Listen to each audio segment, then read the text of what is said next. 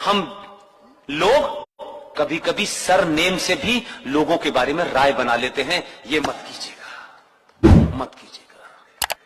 बहुत ठोकरें खाई हैं 1000 साल तक, ये गलती मत कीजिएगा। कोई अच्छी, कोई बेहतरीन बात कहता है, उसकी जाति क्या है, उसका कद क्या है, वो कितना बड़ा है, ये नहीं होता। हमारे समाज में सच्ची बात किसी की भी कही हो, वो महान होती है। वो कहां से आया था, कैसा था, उसका रंग कैसा था, उसकी जाति कैसी थी, ये कभी हमारे समाज में महत्वता का कारण नहीं बना।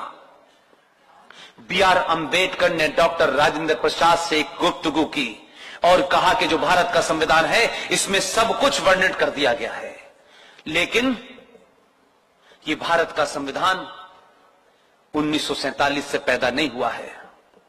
इस भारत के संविधान में हमारे हजारों साल की परंपराओं और आस्थाओं और सरोकारों को किस तरीके से सम्मिलित किया जाए, इस पे उन दोनों के बीच में मंत्रणा हुई। और B.R. अम्बेडकर ने एक बेहतरीन, अगर वो आज भी जीवित हो तो मैं उनके पैर छूने को तैयार हूं, मैं सब कुछ करने के लिए तैयार हूं। B.R. अम्बेडकर ने जब राजेंद्र प्रसाद से कहा कि क्या हम अपने संविधान के अंदर हमारी हजारों साल की जो परंपराएं हैं, जो आस्थाएं हैं, जो हमारे सरोकार हैं, क्या हम उनको पिक्चर के माध्यम से इसमें वर्णित नहीं कर सकते? उस पे डॉक्टर राजेंद्र प्रसाद ने कहा, 1 पिक्चर स्पीक 1000 वर्ड्स।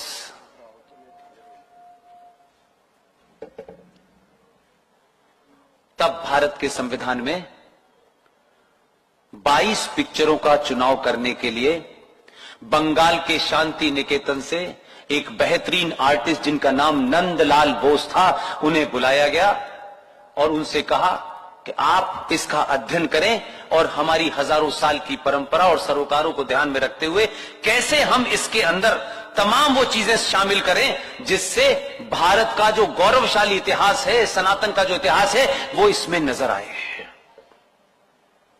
22 चित्रों का इसमें वर्णन है और उसके पेज नंबर 3 पर नंदी की तस्वीर बन रही है। पेज नंबर 5 पर मर्यादा पुरुषोत्तम राम, मां सीता और लक्ष्मण जब श्रीलंका से चले थे, उनकी वो भी तस्वीर है।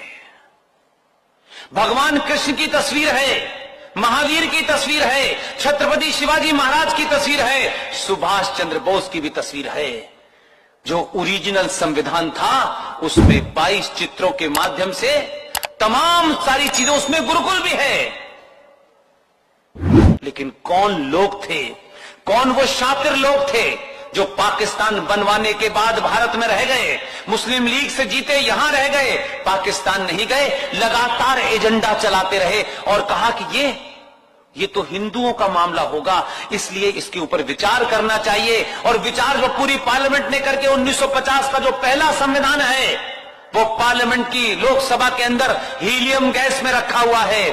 सरकार ने निर्णय लिया है कि जो ओरिजिनल कॉपी है संविधान की, इसको कहते कहते 3 साल हो गए मुझे, उन्होंने कहा जो ओरिजिनल कॉपी है इसकी रेप्लिका छपेगी, उसमें सब कुछ वही होगा जो ओरिजिनल संविधान में था। जिस दिन आपको पता चलेगा कि ओरिजिनल संविधान में क्या क्या था, तो शायद आप एक गलती कम से कम न करते। क्योंकि हम संविधान को पढ़ते हैं, सोचते हैं, उसके बारे में बहुत सारी बातें करते हैं। भारत के संविधान में गुरुकुल का जिक्र है। मैकॉले ने कहा कि गुरुकुल की व्यवस्था जब तक छिन्न भिन्न नहीं की जाएगी, भारत पे लंबे समय तक राज नहीं किया जा सकता। गुरुकुल तोड़ा गया और अंग्रेजों के जो मुलाजिम हुआ करते थे, जो उनके कर्मचारी हुआ करते थे, उसमें पहला आदेश जारी हुआ कि जो लोग भी कॉन्वेंट में पढ़ के आएंगे उन्हें पहले नौकरी मिलेगी। या नहीं, उनको कौन चाहिए था? कॉन्वेंट का पढ़ा हुआ। लेकिन आपसे पूछना चाहता हूं कि आपने गुरुकुल के बाद जब कॉन्वेंट की बात सुनी तो आपके मन में क्या आया? जो आपसे सिद्धांत गलती हो गई है, बुनियादी गलती हो गई है, जिससे आपकी पूरी पर्सनैलिटी एक दीनहीन, एक लावारिस जैसी हो गई है। भारतीय परंपरा में ये जो शादी है मैरिज का इंस्टीट्यूशन है, इस्लाम में भी मैरिज का इंस्टीट्यूशन है। उनके यहां शादी दो लोगों के बीच में जैसे बिजनेस कॉन्ट्रैक्ट होता है वैसे ही होता है।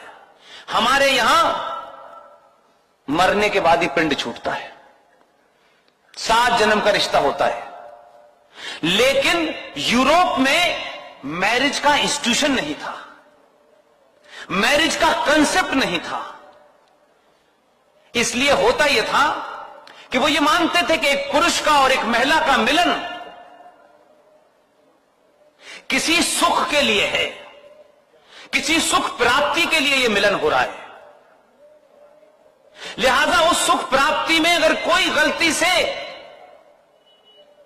औलाद उत्पन्न हो गई, पैदा हो गई, तो वो उस परम सुख की प्राप्ति में एक बाधा है। ये उनकी फिलॉसफी थी। तो क्या किया गया, कहा गया कि भाई ये जो बड़े बड़े हॉल बनाओ और उन हॉल के बाहर में छोटी छोटी डलियाओं में छोटे छोटे गद्दे रख दिए जाए, तो उस परम सुख की प्राप्ति में जो संतान उत्पन्न हो गई, जो उनके परम सुख में बाधा बन सकती है, उस संतान को उस हॉल के बाहर रखी हुई उस डलिया में छोड़ाओ और उस हॉल की देखभाल के लिए एक बिना शादी करे मर्द, जिसे फादर कहते हैं, एक औरत, एक महिला जो बिना शादी करे मां कहलाती है, जिसे मदर कहते हैं। एक फादर और एक मदर उस हॉल में रहेंगे और ऐसे नाजायज और लावारिस बच्चों को पालेंगे। उस पालने वाली जगह को कॉन्वेंट कहते हैं। आप आज सरस्वती कॉन्वेंट स्कूल खोल रहे हैं, कहां से चले थे कहां आ गए। और उस लावारिस जगह पे जो बच्चे पैदा होकर के वहां जाते थे, उनकी देखरेख के लिए सरकार यानी स्टेट फंड करती थी। उस जगह को कॉन्वेंट कहते हैं। आप गुरुकुल से चल के शादी के परम सुख प्राप्त करने के बीच में बाधा बनने वाली उस बच्चे के, नाजायज बच्चे के, लावारिस बच्चे के रखने पलने पिसने की जगह को कॉन्वेंट कहते हैं। और हमारे भारत में गली गली मोहल्ले मोहल्ले कॉन्वेंट खुल रहे हैं। और हम तमाम भारत के सनातनी हिंदू, बच्चा पैदा नहीं होता है उससे पहले हम सेंट फिडेलिस में उसके एडमिशन का रिजर्वेशन करा लेते हैं। उस बच्चे के सामने क्या डालिमा है। घर का पिता जब वो स्कूल जाता है तब सोता रहता है, जब वो सो जाता है तब वो रात में आता है।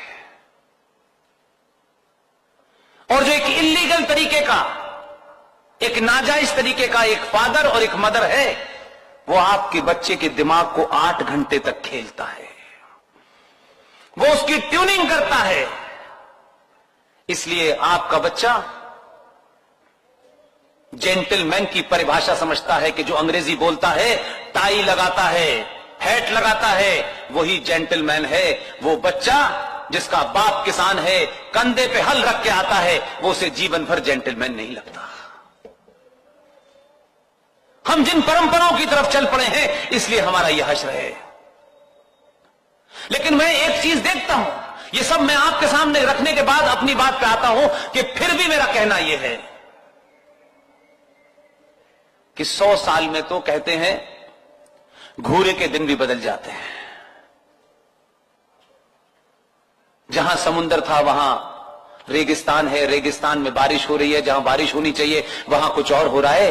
लिहाजा ये मूवमेंट, ये लम्हा जो 2020 है, 19 है, 18 है, 17 है, इस मूवमेंट को अपने किसी भी निजी स्वार्थ के कमजोर मत करिएगा। पूरी ताकत के साथ, मैंने कहा जिसको जो भी कुछ निजी शिकायतें हैं वो घर पे रखे। राष्ट्र का जब मुद्दा आ जाए तो उसको चुने जिसको आपने सड़क बनाने के लिए नहीं भेजा है। सड़क बनती है, बिगड़ती है, जीएसटी आती है, इनकम टैक्स बढ़ती है, घटती है, ये जीवन में हजारों साल से है, चलता रहेगा। और अपने अंदर हीन भावना पैदा मत कीजिए।